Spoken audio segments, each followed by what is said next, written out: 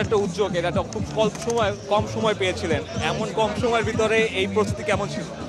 না, আমাদের প্রস্তুতি তো আমরা সবসময় প্রস্তুত, টু বি অনেস্ট। আমরা সবসময় এক্সপেক্ট করি যে আমাদের দল ভালো খেলবে, জিতার মনোভাব দিয়ে খেলে। তাই আমরা এক্সপেক্ট করি যে ওনাদের সাথে সাথে আমাদের রিয়াকশনটা খুব শর্ট হবে।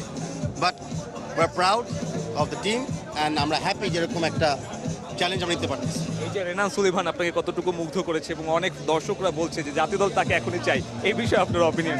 হ্যাঁ, এখন প্রথম কথা হলো যে আমাদেরকে অল 23টা প্লেয়ারই মুগ্ধ করেছে।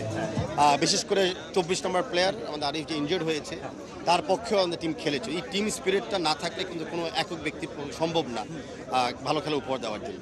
তো সে জায়গায় আমরা প্রাউড অফ দ্য টিম। আর জাতীয় দলে কে খেলবে না খেলবে এটা একটু সময় নিয়ে বলতে হবে, কারণ আমরা চাই আমাদের প্রত্যেকটা দলই একসাথে ধাপে ধাপে উঠুক, কারণ টিম ওয়ার্কটা খুবই ইম্পর্টেন্ট যে দলে আপনারা খেলেন। সবাই জানতে চাইছে পুরস্কারের পরিমাণটা কি পুরস্কার পাচ্ছে এই বিজয়?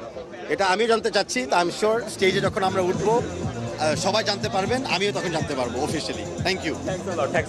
দর্শক, কথা বলছিলাম মহকুমা সভাপতির সঙ্গে। খুব ব্যস্ত একটা সময় কাটাচ্ছে এখানে বিজয়ী দলকে অভ্যর্থনা দেওয়ার জন্য যে প্রস্তুতি, সেই প্রস্তুতিতেই আসলে জানা যাবে চ্যাম্পিয়ন দলের সদস্যরা আসলে কি পরিমাণ আর্থিক পুরস্কার পাচ্ছে এবং বাফুফে কিংবা সরকারের পক্ষ থেকে তাদের জন্য কি নির্ধারিত করা হয়েছে।